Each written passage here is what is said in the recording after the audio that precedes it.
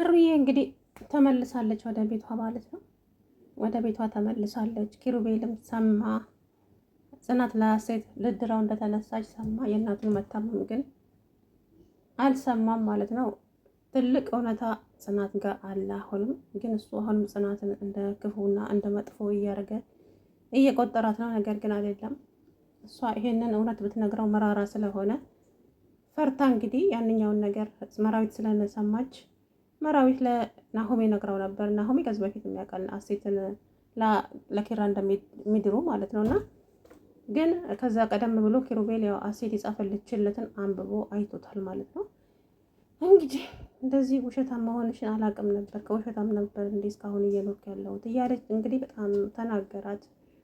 እንግዲህ ኤኖክንም አፈር ከድሜ አስበላው፣ ግን ሲደበድበው አላየንም እንጂ ያው ከዩቲዩብ ላይ ስለማይፈቀድ ይኸው አላውቅም። እንግዲህ ማን ነው ኤኖክን ድብድብ አድርጎት መጣ ማለት ነው። ከዛም ጽናት ላይ መደንፋት ስለነበረበት ለነፋ። ጽናት አላልኳችሁ ምንም የምታውቀው ጉዳይ የለም። ከኤኖክ ጋር አንድ ላይ ማድረዋን የምታውቀው ጉዳይ አልነበረም ማለት ነው።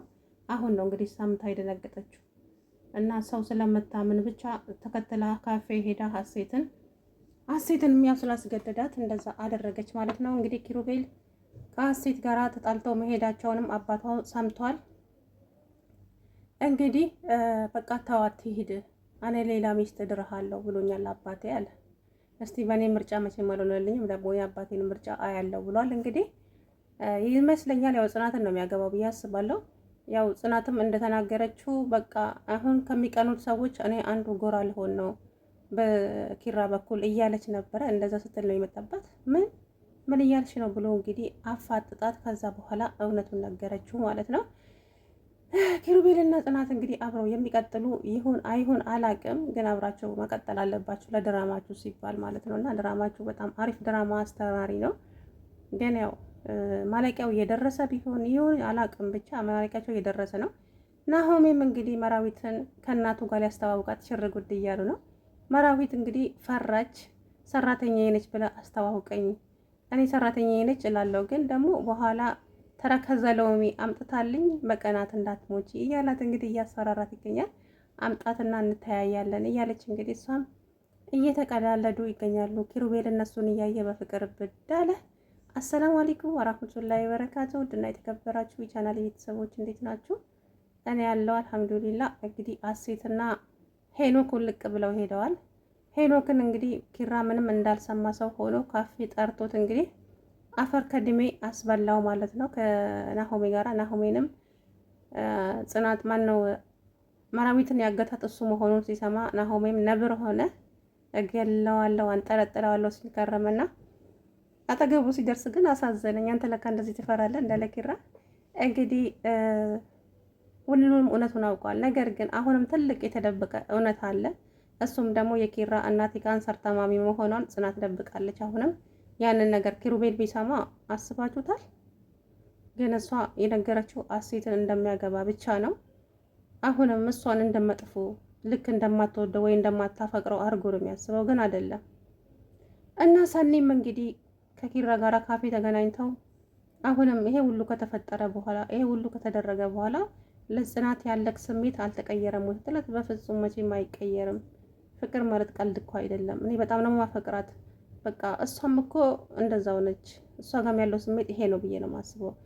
ያለችሽ ነገር ካለ ወይም ደግሞ ሌላ የተደበቀ ነገር ካለ ንገሪኝ፣ ከዚህ በላይ መጎዳት አልፈልግም ሲላት ምንም አላለችኝም። በቃ ስለ ሰው ስሜት እርግጠኛ አትሆኚ አላት ማለት ነው። ታፈቅረዋለች እርግጠኛ ነኝ። ጽናትና ኪራ አንድ ላይ ይሆናሉ ብዬ አስባለሁ። ምክንያቱም ሰውየውም ይመጣል እንግዲህ ይሄ ምን ልበለው፣ ይቅር ይበለኝ ጌታ ሆይ። እና እንግዲህ ይሄ ሁሉ የኪሩቤል አባት ነው ነገሮችን በጥብጦ የሄደው። ሀሴት ተብዬዋም እንግዲህ ያው ታገባው ነበር ኤኖክ እዛ ቤት ባይመጣ። ኤኖክ ነገሮችን አበለሻሽቶ ሄደ። እንግዲህ ጽናትንና ሄኖክ አንድ ላይ እንድትጣጣብሳቸው ነበረ ሀሴትን እንደዛ በፎቶዋ እያስፈራራ የነበረው። ነገር ግን ሌላ እኔ ላይ የደረሰውን ሌላ ሴት ላይ እንዲደርስ አልፈልግም እያለች ነበረ ሀሴት፣ ሰምታችኋት ከሆነ ማለት ነውና ያንን የእንቅልፍ መድኃኒት ለጽናት ስትጨምር የእሱም ላይ ጨምራበታለች። እንደዛ ባይሆን ኖሮ ጽናትንም ፎቶ አንስቶ ልክ እንደ ሀሴት ያስፈራራት ነበር። ገብቷቸዋል አይደለ? እሷ እኔ ላይ ያደረግከውን ለጽናትም እንደዛማ አይሆንም ብላ ለሱም ጨምራለታለች ማለት ነው። እና ምንም ፎቶም አላነሳትም ምንም በቃ። እና ኪሩቤል ግን ጽናትና ሄኖክ አንድ ላይ በማደራቸው ነበር ቤቱን ጥሎ የጠፋው። ነገር ግን ጽናት ያንን ጉዳይ ምንም የምታውቀው ጉዳይ የለም። ሁሉንም ነገር ሀሴት ወረቀት ላይ አስፍራ ነበረ። እሱን አነበበ። እንግዲህ ሄዶ ካፌ ጠራው። እንግዲህ አፈር ከድሜ የቀላቀለው ማለት ነው። መራዊት ፖሊስ ይጠራ ለፖሊስ ነገር ስትባል አይ አልፈልግም ምናምን ብላ ምክንያት ደረደረች ማለት ነው። ግን አሁን ቤት ከገባች በኋላ ለጽናትም ነገረቻት ሁሉንም ነገር።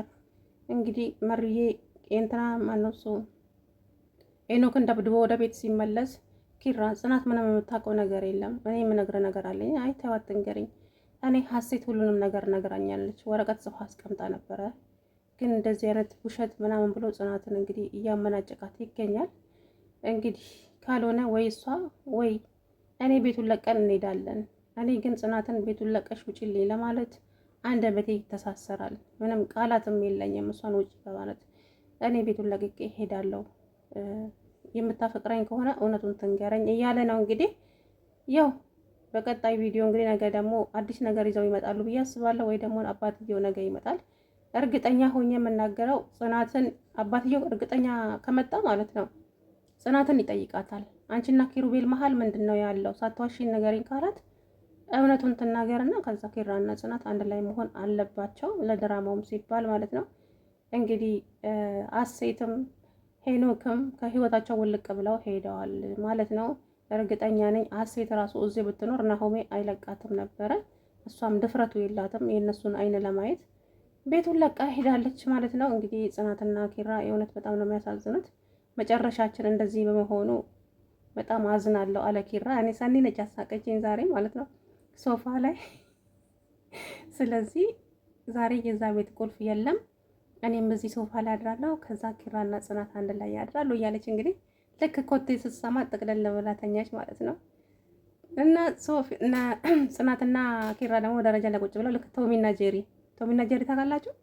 በጠፍሯ ቦጨር ተምታረጋ። አሁን ጽናት እንግዲህ አንተ ካልተኛ አልተኛም፣ ና እኔ ጋር ተኛ፣ አልተኛም፣ ሂጂ ተኝ፣ አልተኛም፣ አንተ ካልተኛ አልተኛም፣ አንተ ካልበላ አልበላም እየተባባሉ እንግዲህ ይገኛሉ ማለት ነው። ጽናትም እሱ ካልበላ እኔ ምግብ አልበላም እያለች ራሷን እየቀጣች ትገኛለች። ኪራዬ እኔ እኮ አንተ ብዬ ነው፣ ግን ከዚህ የበለጠ እውነታውም ደግሞ ብሰማ ስለምትጎዳ ብዬ ነው ምናምን። እሱ ግን የተኛ አስመስሎ እየሰማት ነበረ ማለት ነው።